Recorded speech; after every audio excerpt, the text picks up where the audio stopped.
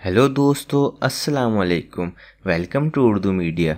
मज़ीद अच्छी और मालूमाती वीडियोस देखने के लिए हमारा चैनल ज़रूर सब्सक्राइब करें। शुक्रिया।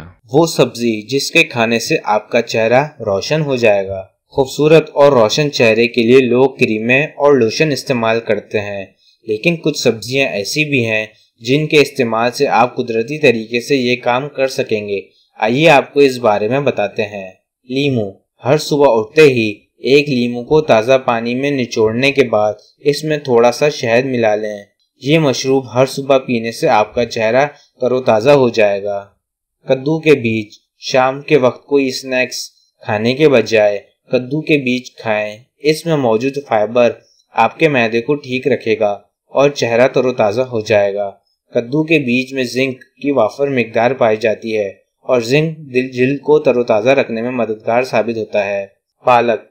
आयरन खून बनाने के लिए बहुत सूदमंद होता है और पालक में आयरन की भरपूर मिकदार पाई जाती है। पालक को तेल में पकाने के बजाय इसे उबालकर खाने से आपकी जिल्द ज़्यादा चमकेगी।